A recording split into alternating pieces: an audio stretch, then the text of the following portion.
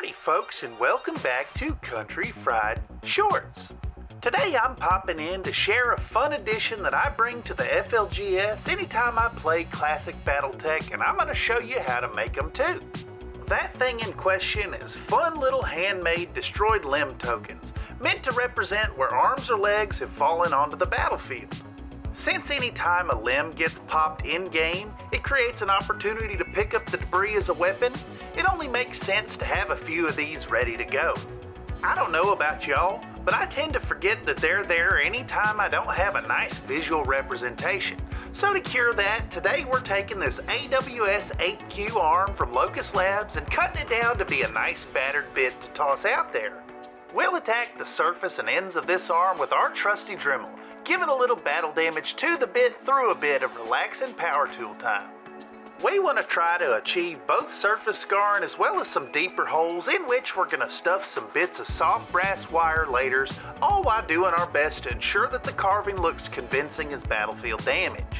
Now that we've got that Dremel work out of the way, we're going to prep up some little scale mechanical stuffings by snipping down some lengths of that brass wire with our Bead Buddy nippers and prepping to glue them in place using some super thick super glue. The thick stuff is going to be the ticket here, as it's got that thickness which will lock the length of these wires firmly in place while we wiggle them about to get the fit right. Thick. Yeah.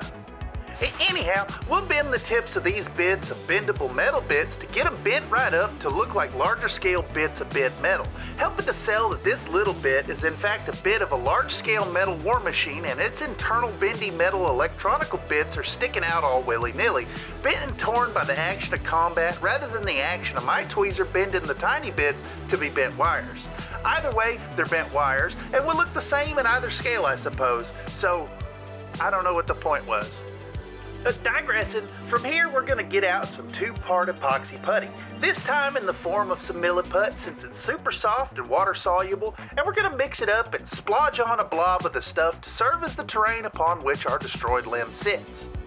Once we've got enough of that stuff to cover the top of a standard hex base, we'll press home the arm and go around the perimeter with a sculpting tool to impart a little texture, in this case making some striated stone, which is one of my favorite simple effects.